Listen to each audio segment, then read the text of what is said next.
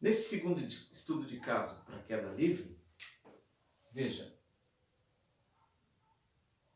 uma bola é largada no alto de um penhasco, a partir do repouso, ou seja, com velocidade inicial igual a zero, e essa bola se desloca verticalmente até atingir uma altura H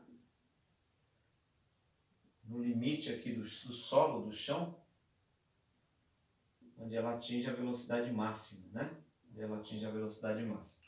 Então essa altura, veja, ela percorre essa distância linear a partir da posição zero, né? Vamos escolher aqui um eixo do sistema cartesiano, que é o eixo Y. Veja bem. E ela percorre essa distância que a gente chama de H. Veja, quando a bola passa pela metade, veja bem que a metade é contada a partir desse zero, né? Metade contada a partir desse zero. Então, a partir do zero, essa distância aqui é a metade dessa total, de todo o percurso, de todo o percurso, né? Então, veja bem, a sua velocidade aqui, velocidade de um instante na metade, né? É um instante na metade do percurso, né?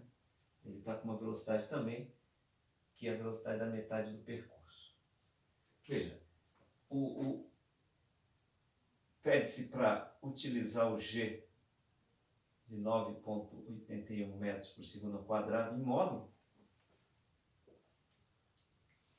Veja, e quais são os problemas aqui? Os problemas são os seguintes. Primeiro, qual é o instante na metade do percurso? Ou seja, quanto tempo que ele leva para percorrer a metade desse trecho todo, né? Que o trecho todo é H. Metade do trecho é H sobre 2. A outra questão é, qual é a velocidade neste instante? Metade do tempo, na metade do percurso, né? Qual é a velocidade na metade do percurso? E depois pede para resolver, para desenhar o gráfico da velocidade e o gráfico da posição. Então, 2 gráficos. São 4 problemas que nós temos aí, né? 4 problemas para resolver. Bom, para descobrir o tempo, vamos começar descobrindo o tempo aqui. Vamos recorrer à função temporal da posição, né? Veja bem, a função temporal da posição diz que a posição em qualquer instante é a metade de gt ao quadrado na direção y. Isso é a expressão, é função temporal para a queda livre, né? Na queda livre a velocidade é igual a zero. Veja bem, o que nos interessa é a metade da posição. Então, quando a posição é metade, quando o ponto material está na metade da posição, veja que ele está percorrendo a direção do eixo y, sentido positivo, né? Porque o y está apontando para baixo. Então, ó, aqui a gente tem meio de gt ao quadrado na direção y. Veja que se a gente dividir y por ambos os lados, y sobre y aqui dá 1, y sobre y aqui dá 1. Se multiplicar 2 de ambos os lados, veja, 2 dividido por 2 aqui dá 1, 2 dividido por 2 aqui dá 1. De tal maneira que a nossa expressão só resta quem? H desse lado e gt ao quadrado desse outro lado. Veja que, como a gente está na posição h sobre 2, aqui já é o tempo de h sobre 2, né? É o tempo de h sobre 2. De tal maneira que esse tempo na metade do percurso, veja, se multiplicarmos g de ambos os lados, o g aparece aqui embaixo desse lado, e g por g aqui dá 1. E extraindo a raiz quadrada de ambos os lados depois, né? Aqui t ao quadrado vira t, e a raiz quadrada aparece aqui. Então, veja, essa é a expressão para determinar o tempo, o instante, né? Na metade do percurso, né? Na metade do percurso. E veja, como h uma outra informação dada foi o h, né? O h vale 98,1 metros. Então, veja bem, 98,1 metros aqui, ó, dividido por 9,81 metros por segundo ao quadrado, dentro da raiz, vai ficar como? 98,1 dividido por 9,81 dá 10. Metro dividido por metro dá 1. O segundo ao quadrado sobe, tudo que é ao quadrado sai da raiz sem o quadrado, fica raiz de 10 segundos, né? Então esse valor aqui, ó, do nosso tempo na metade do percurso vai ser raiz de 10 segundos, né? Pouco mais de 3 segundos. 3 segundos, né? 3,3 segundos, né? Aproximadamente, né? Veja bem, esse é o tempo na metade do percurso, né? Na metade do percurso. O outro problema é qual é a velocidade nesse tempo, né? Veja, nós vamos utilizar a função horária temporal da velocidade. A função temporal da velocidade, veja bem, ela é g vezes t na direção y. Se a gente está interessado na velocidade na metade do percurso, então ela vai ser g vezes esse tempo na metade do percurso na direção y. Ok? Então, veja bem, se o g vale 9,81 metros por segundo ao quadrado e o tempo na metade do percurso vale raiz de 10 segundos, veja, segundo dividido por segundo ao quadrado dá 1 sobre segundo. E 9,1 vezes raiz de 10 vai dar 9,1 raiz de 10 metro por segundo na direção do eixo y. Na direção do eixo y. Então dá 9,81 raiz de 10 na direção do eixo y, metro por segundo. Essa é a velocidade na metade do percurso, né? Velocidade na metade do percurso, ok? Essa é a nossa velocidade na metade do percurso.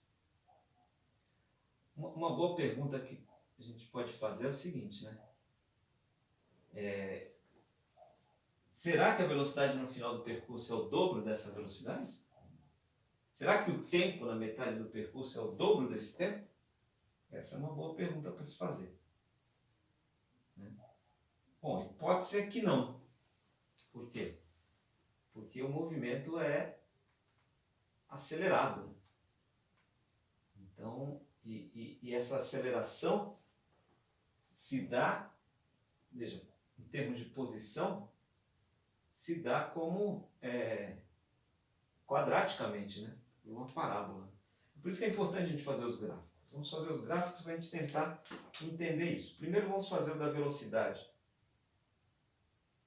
vezes o tempo, pelo tempo. Veja, o tempo está em segundos, velocidade em metros por segundo. Veja, no instante inicial, olhando para essa expressão aqui, ó,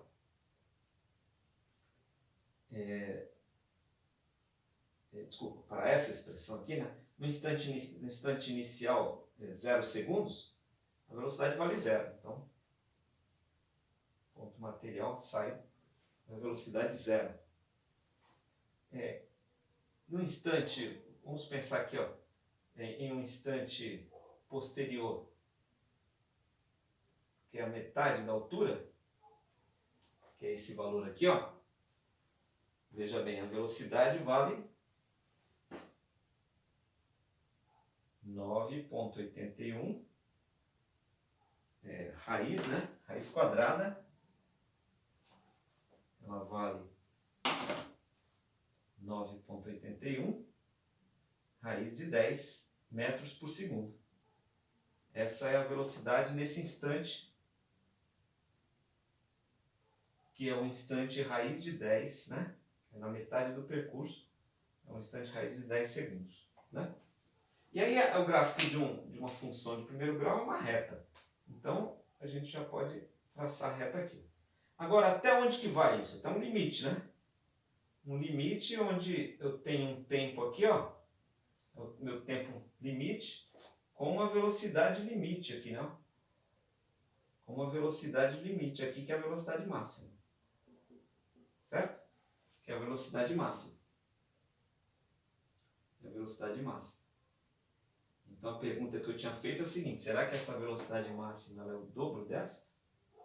Será que esse tempo aqui, ó, no limite é o dobro desse tempo? Né? Daqui a pouco a gente pode desvendar essa questão. Né? Mas antes vamos desenhar o gráfico da posição em função do tempo. Né? O tempo está em segundo, a posição está em metros. Veja, no instante inicial, agora sim, essa expressão, quando t é zero, a posição também é zero. Então ele parte da posição zero. Né? Na metade do percurso, ou seja, em raiz de 10 segundos, que posição que ele estará? Né? Ele estará na metade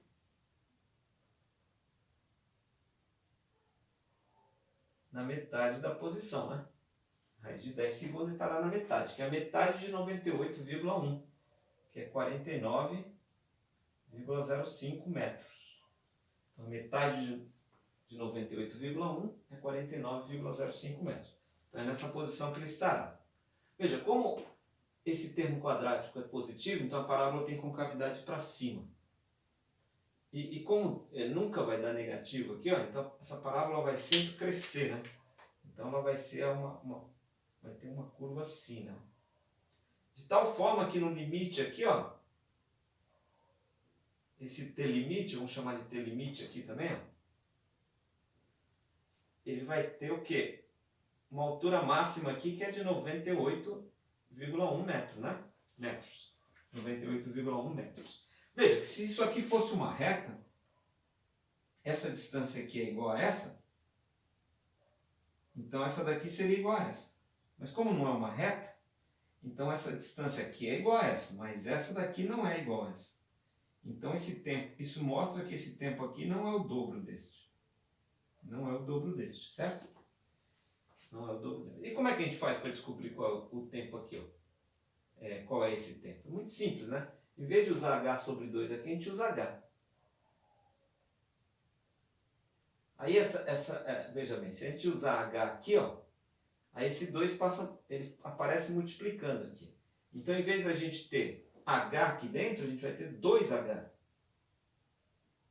Então, seria raiz de 20 aqui, né? Raiz de 20, veja bem. Então, esse t limite aqui, ó, ele vale raiz de 20. E raiz de 20 não é o dobro de raiz de 10, né? Raiz de 20 não é o dobro de raiz de 10, certo? Na verdade, 20, se a gente decompor, ó, fica 10 por 2 dá 5, por 5 dá 1.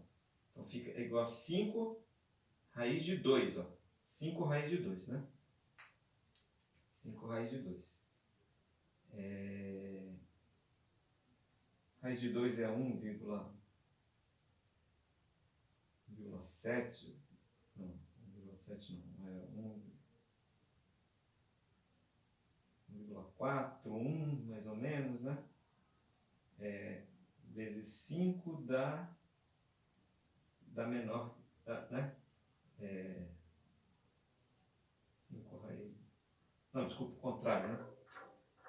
Aqui é 2 ao quadrado, então é 2 raiz de 5. Né? Agora sim, 2 raiz de 5. Né? Raiz de 5 é o quê? 2, né? 2 vezes 2 dá aproximadamente 2 alguma coisa aqui, ó. Vezes 2 dá em torno de 5 aqui, quase 5 esse número.